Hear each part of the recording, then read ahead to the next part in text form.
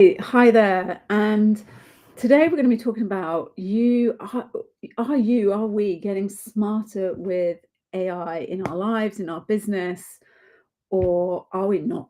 Like AI might be saving you time, but it could also be like slowly eroding your brain. And I've seen a lot of stuff actually, and it's something that came up today in the deep research that um, AI is like eroding our brains and what's going to happen to us. Are we just going to become total jelly heads, or should we even be listening to them? My name is Laura Chattington. I help people unlock more profit, reclaim more time, and fully leverage premium offers and AI to scale their businesses.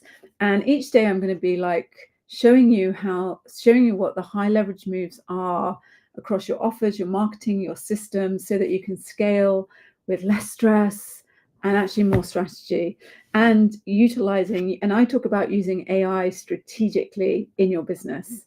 Now, today we're going to be talking about something slightly more AI focused, which is our brains, like, are we growing so dependent on AI that in 5 years' time we're all going to be in kind of crazy farms without the ability to use our brains anymore? And that's kind of the question that I see a lot about. I see a lot of stuff, and like, is it like scaremongering or is it not? And just for reference, if you want to unlock more profit, reclaim your time, and fully leverage AI in your business, obviously depending on what I'm going to say in this live, but if you see the advantage that, then I run a free live event where we walk you through step by step building your own high leverage growth plan, utilizing AI to really analyze what's going on in your business and focus on what the high leverage moves are. And if you want to get more done in 3 hours than you got done in the last 3 months, then check out the link below. Anyway, back to the question, are we becoming too dependent on AI? Are you using AI to like brainstorm ideas, make decisions, or kind of remember things that perhaps you didn't used to? And there's a study, I'm going to show it to you so you know that I'm not making this up. I'm going to share my screen. I'm going to share my whole screen. Yeah, I'm going to share my whole screen. And you'll see here, here's one of the stories that have come back from the deep research today is AI's impact on cognitive functions, a double-edged sword. And summary is, while AI tools enhance efficiency in tasks like memory and decision-making, over-reliance may diminish our cognitive resilience and flexibility over time. And there's a whole world of people saying, like, we're concerned about long-term cognitive health in an AI-dependent society, and it calls for a balanced integration of AI in daily tasks. Now, that, in typical AI fashion, that I grabbed that article and Saturday, and I kind of skimmed through it, but I also I shoved it in AI as well, because I do. And main fact, like, just what are the highlights? Give me the highlights, because like there's loads of stuff here, so I just want to know what the highlights are. And the key highlights of this report were frequent AI tool usage is negatively correlated with critical thinking skills, primarily due to cognitive offloading, which basically means, in not so many words, is that we're like offloading all our thinking to AI, and so that's going to have a negative effect on us. Core insights: cognitive offloading as a mediator, age and education impact. Younger users have the highest AI dependency and lowest critical thinking scores, which I kind of find, I mean, that seems like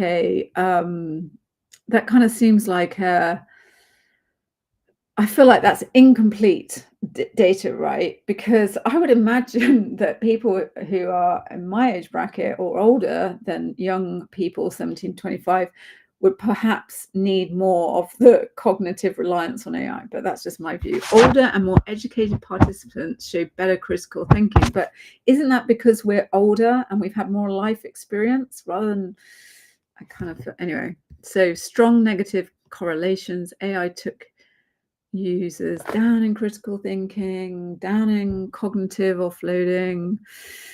So it kind of goes on. Design practical recommendations. Design AI systems that promote active engagement, not passive use. I mean, you could, again, I feel like you could argue that about anything, couldn't you? Encourage self-regulated learning and metacognitive awareness. Integrate critical thinking exercises alongside AI tools in class. I feel like the whole education system is like totally scared of what AI can do. And the conversations I've had with my kids is like, why wouldn't you use this as a tool? But half the teachers are like, no, everyone's just cheating. And then half the teachers seem like this is an incredible resource. So the final conclusions before I give you my thoughts on it, although I kind of have already, AI tools offer clear efficiency benefits, but their unchecked use may erode core cognitive capacities. As AI becomes more embedded in daily life, strategic educational and design interventions are essential to protect and promote critical thinking. And I kind of feel like, isn't that let's just stop sharing. I just kind of, you could argue that about anything, right? And I think the way to use AI is more to do with using AI as a sparring partner, right? Not as a like, oh, I'm gonna get AI to put all my thinking, like all the thinking I do every day, I'm gonna get AI to do it, but thinking more as a co-pilot, a sparring partner, asking it like the way that I've been using it in recent months is much more of like, what do you think about these decisions? You know, let's put all this information in, and you know, what are the key points? How do I make my priorities? What are the other things I should be considering? This is my view. What else can I bring into the mix? It's like if I was like spending a month researching an offer or a business or something, I can just do it much faster in AI. So why wouldn't I be using AI? And actually having a weekend with Rich Sheffron, he's kind of like, he gave a really good analogy in that he was like, when you think about, so I'm in London, right, in the UK. So when I think about going from London to Brighton, would I walk because that's what's good for me, or would I drive in my car because the car has been invented to help me get there faster? You'd go by the car unless you were going to take the whole day, and maybe you don't have the day and you need to get to Brighton and you need to get back from Brighton. So Rich is kind of like, so why wouldn't you use the tools that are, you know, going to speed things up, going to enhance everything you do, and I mean, the power that you can access using AI in your business, in everything that you do. Why wouldn't you use these incredibly powerful tools and get in the car and drive to Brighton rather than the whole day walking there and be knackered and grumpy when you turned up, right? So I think there's kind of like, I feel like whatever is going on in the world, there are like areas of people who are like anti it, people who are pro it, and then there are people in the middle who are kind of like doing some of it but not really sure what's going on or how to use it. And I think that if you're sat in the middle, I mean, I'm very pro it, and I it's totally integrated in everything I do in my business, in my life, everything I do. But most people are in the middle, right? There are some people who, like, there was this story I was reading the other day about a woman who has a communication, I can't remember where the article was, but it was like, this woman has a communication agency. So she helps people with their comms and their marketing, let's just say. And she had publicly gone out in public and said, we don't use AI for anything in our business. In fact, I banned it. No AI in our business at all. And we're going to take care of our clients. We've got 20 years of taking care of our clients, and we're not going to change. And I just thought, you know what? I've worked in agencies, and that's I kind of get where they're coming from in a sense. I feel like, you know, in a couple of years they're going to be out of business, and why? Because it's going to come back to how their clients want to buy things, right? Now, if I had a choice between paying an agency like hers, and I've worked in agencies, so let's say it's like $1,000 a day for your time. So let's say that they're going to run they're going to do kind of press research and give you kind of like, I don't know, that they're going to do a press research, and then they're going to advise you on where you should be in for your business. And let's say that takes someone 5 days, and it costs, you have to invest $5,000 a month, let's just say.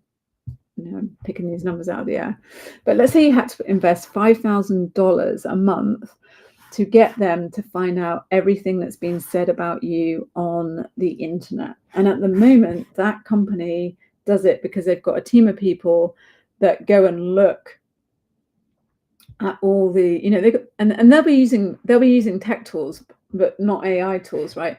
So they will go out and look at all the like what's been said, all the PR and the publishing and everything about your business. And at the end of the week, they're going to wrap it all up in a nice bow and send it to you in a report, which is cool.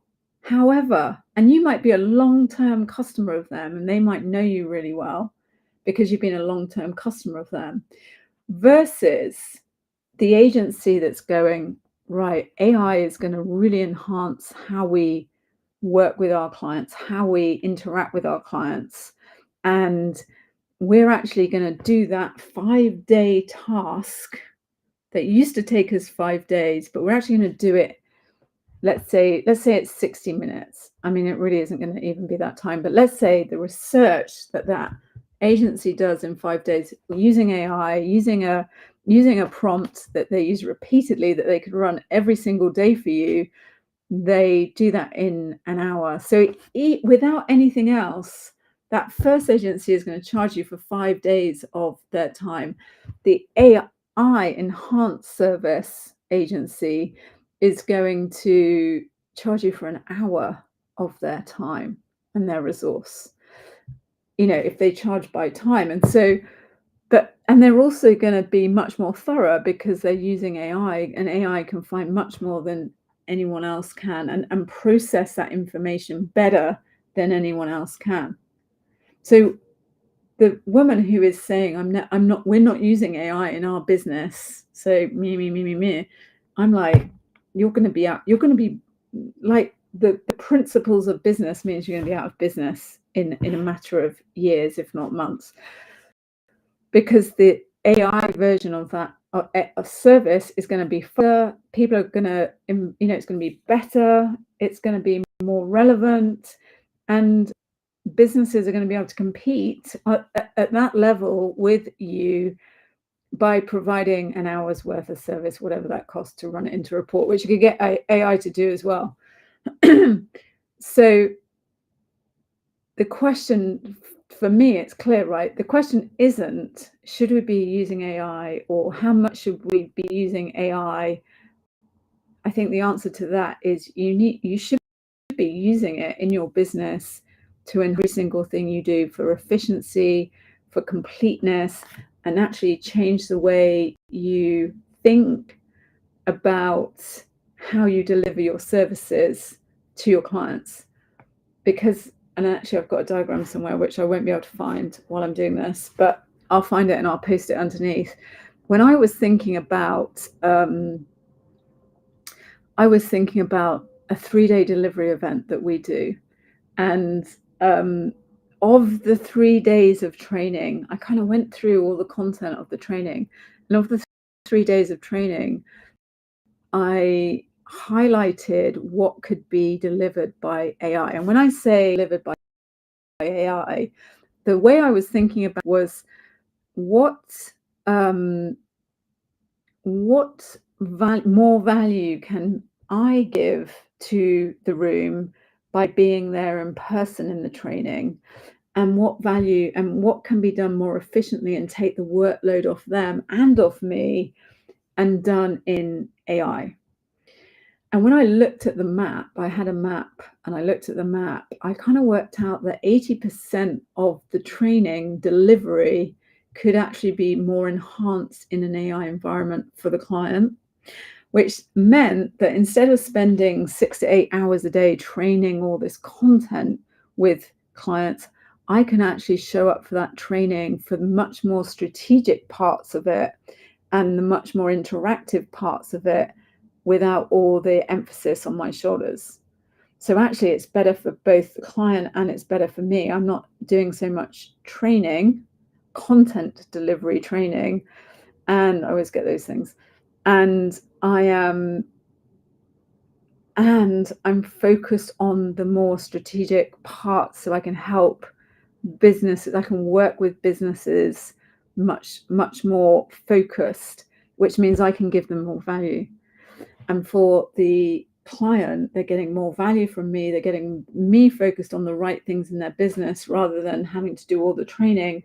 And they're getting a much more enhanced, much more in-depth, much more thought through training tool that's using all the assets of the world, because that's what AI has access to.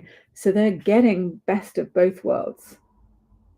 So when the question of, and I've kind of gone off on a tangent, but whenever I hear these questions, like, should we, are we going to all like become like unemployed and jelly heads and not able to think of on our own? I think the answer to that question is, I think you could do that anyway if you chose to do that. But it's like, why wouldn't you use AI to enhance, upgrade, add more value to what you offer people if you have the chance? So it's kind of like it's an obvious choice. And like Rich says, would you walk to Brighton from London and get there in a day, or would you drive and do it in an hour and spend the day with your friends or your customers or whoever? Like, which one would you go with? You'd get in the car. So why not get in the AI motor car? It's maybe not get in the AI car, get on the AI train, get in the AI rocket, and enhance everything you do to go faster and more complete and more in depth, and provide your clients with a better service, whilst everyone else around you is like trying to work it out and worrying what's going on. So if this resonated and you're kind of done trying to do this alone, trying to scale alone, trying to work out what you should be doing with AI in your business, then I'd invite you to come to our free event. It's like 3 hours where we're going to be looking into your business with AI, with us, and building your own very tailored step-by-step plan to be able to scale your business with AI, unlock profit, and make high leverage moves in your business, because we're going to work out exactly what they are in those 3 hours, and all without kind of letting AI drain your brain power. You're not going to come out like a vegetable. You're going to be like, this is awesome. It's awesome, right? And the link will be below this. I mean, this is like the first high leverage move, which is incredible. And the businesses that I've worked with on this, there's so much going on our heads. I think one of the big outcomes is like the plan, of course, but it's also the clarity and the conviction. Like, you come to the event one day, and the next day when you wake up, you are 100% laser focused, knowing exactly what you need to be doing in your business. It's going to move the needle so that you increase your profits, work less, and really position your business ahead of your competitors, even if they're huge, because that also, AI gives us that advantage, and be able to position your business so that you really ride the wave of what is opportunity right now, which isn't going to be around forever. So I would encourage you to like come to the next event. We do them very regularly. Come to the next event and yeah, unlock profit, sanity, high leverage moves without sort of none of that brain draining stuff at all. And the link will be under this video or somewhere obvious. And I look forward to seeing you there.